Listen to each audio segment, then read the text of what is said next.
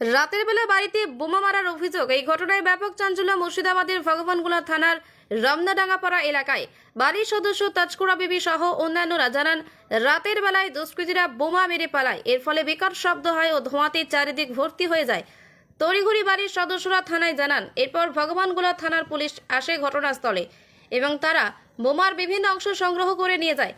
জানা যায়, গত 16ই আগস্ট ভগবানগোলার রমনা ডাঙ্গাপাড়া এলাকায় তৃণমূল কর্মী বাবুর আলীকে গুলি করে খুন করার অভিযোগ ওঠে ভগবানগোলা এক পঞ্চায়েত সমিতির কৃষি কর্মাধ্যক্ষ তথা তৃণমূল নেতা গোলাম শেখ ও তার দল বলের বিরুদ্ধে।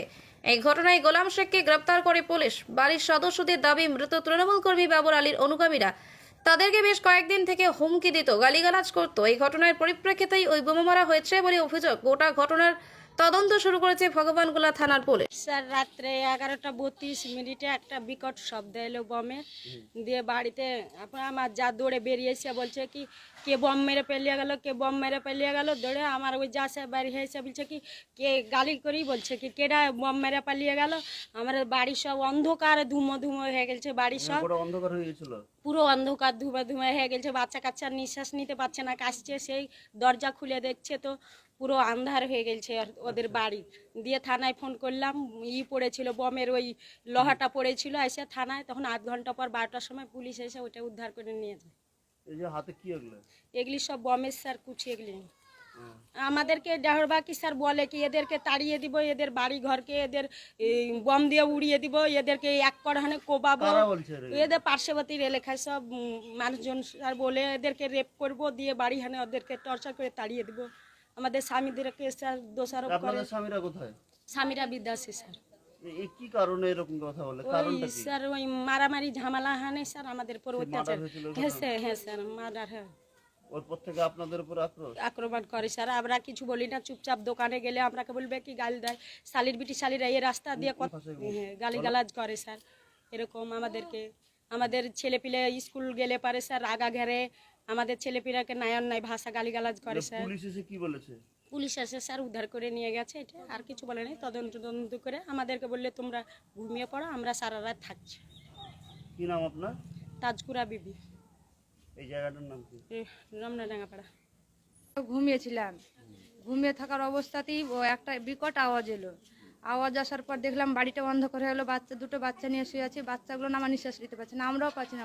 বাড়িতে লাইট জ্বলছে তো বাড়ি অন্ধকার। উঠে এলাম, বাইরে দেখছি অন্ধকার, গোটা এগুলো অন্ধকার হয়ে গেছে। দিয়ে এখানে একটা এত বড় একটা খোলের মানে পাইপের মতো খোল পড়ে আছে, ওটা পাইপের মতন বমের মতন ওগুলো পড়ে আছে। এইখানে গুলি লেগেছে, বাড়ি গোটা অন্ধকার ঝেগেছে। এগুলো কিছু দেখতে পাচ্ছি না সব জায়গায়। আমরা থানাতে ওসিকে ফোন করলাম। ফোন করার পর রাত 12টার সময়তে দারোগা এলো, এসে সবই করলো, দেখে তো ওরা পুড়িয়ে নিয়ে যাওয়ার পর এই মাঠটার দিক গেল, মাঠের দিকে এসে সাঁকুর দিক গেল। সাঁকুর দিক দিয়ে এসে বললো কি যদি বমটা ফাটে তো আর একটা চিহ্ন থাকবে না। আমি বললাম তাহলে আমার টিনের উপর, আমি শব্দ পেয়েছি, তাহলে আমার টিনের উপর যান। টিনের উপর গেল, টিনের উপর না পাওয়ার পর আবার নেমে এলো। নেমে এসে একটা দারোগা যাচ্ছে আগা সামনে, আর একটা মানে সিভিক যাচ্ছে। সিভিকেরা লাইট মারছে, লাইট মারতে মারতে চলে এসে আর আমার একটা যা পেছন আছে। তখন এখানকার লাইটটা যখন মেরেছে তখন এই জায়গাটা দেখেছে। তখন আমার যা বলেছে কি এর দেখো এটাই হবে ছটা এই বমের জায়গাটা চিহ্ন। দারোগা এসে মানে হাত দিয়ে দেখলো বা নাকে শুনলো, বলছে হ্যাঁ এই জায়গাটাই হবে। এখানে অনেকগুলো না পাথরের মতো কাটা ফুটি এখানে তুলে নিয়ে গেল। তুলে নিয়ে যাওয়ার পর আমাদেরকে সব আপন আপন বাড়ি পাঠিয়ে দিয়ে আবার রাত্রে এলো পুলিশ। দিয়ে পুলিশ এসে আবার মাঠের দিক দেওয়ার পর এই জায়গাটাতে এসে এই প্রচুর এসব ঘুষে দিয়ে চলে গেল। বলে কার কেউ বাড়াবার না, আমরা রাত্রে এখানে ডিউটি করবো। কি নাম আপনার? ফাতেমা বিবি। কার বাড়ি এটা? আমার ঠান্ডা রোল, আমার সামনে। কি কারণে এরকম হতে পারে, কি মনে করছেন? ওটা তো বলতে পারবো না, দেশে ঝামেলা হয়েছিল, ওই ঝামেলা নিয়ে কি নিয়ে এখন আমরা ওটা বলতে পারবো না। ওটা নিয়ে হয়তো ওটা নিয়ে কেন্দ্র করে আমাদের উপর আক্রমণ করছে। এর আগেও ঝামেলা হলো, আমাদের বাড়িতে পুলিশ ঢুকালো। পুলিশ এসে আমাদেরকে তল্লাশি করলো, তল্লাশি করে কিছুই পেলো না। পুলিশ আমাদেরকে, বাড়ির লোককে আমাদেরকে হেনস্থা করে হাঁকিয়ে দিচ্ছে, কি বাড়ি ঢুকতে দেবো না, অমুক করবো, বাড়ি আসলে মারবো ধরবো, এগুলো করছে। আমাদের তো অতে কোনো, আমাদের কেউ যায়নি ঝামেলাতে, কেউ নাই, জোর নাই, তাও আমাদেরকে এভাবে টর্চার করছে। বাড়ির লোক বিদেশে বাইরে কাজ করে।